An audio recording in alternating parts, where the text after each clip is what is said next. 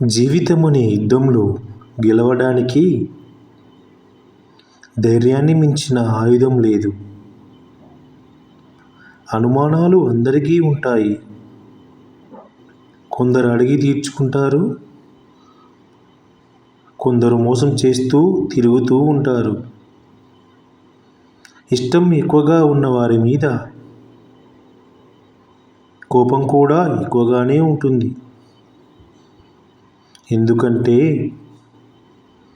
కోపం కూడా ఒక రకమైన ప్రేమే.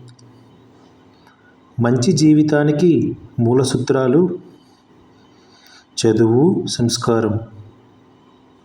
చదువు ఎప్పుడు తలదించనివ్వదు. సంస్కారం ఎప్పుడూ ఓడిపోనివ్వదు. శ్వాస ఉన్నంత వరకు మనిషికి ఏదో ఒక సమస్య ఉంటూనే ఉంటుంది. ఏ సమస్య లేనప్పుడే సంతోషంగా ఉంటాను అనుకుంటే మనం సంతోషంగా ఉండేది ఒక్క సమాధిలోనే. రేపు అనే రాత ఏమిటో తెలియనప్పుడు నేడు అనే నీ సంతోషాన్ని ఎప్పుడూ వదులుకోకు. అదృష్టం తానంతట తాను వచ్చి తలుపు తడుతుందని అందరూ చెబుతూ ఉంటారు.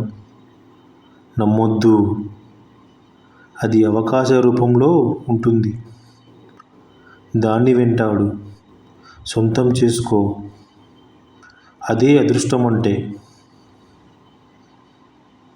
ఒకరి తలరాతను మంచిగా మార్చే శక్తి మనకి లేకపోవచ్చు, కానీ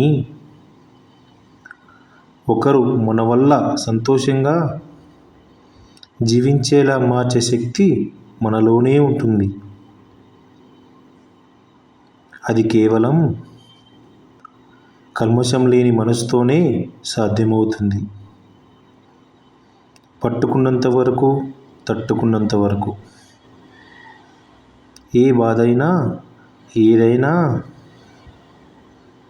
ఒక్కసారి వదిలేసి చూడు. నిన్ను ఏది ప్రభావితం చేయలేదు.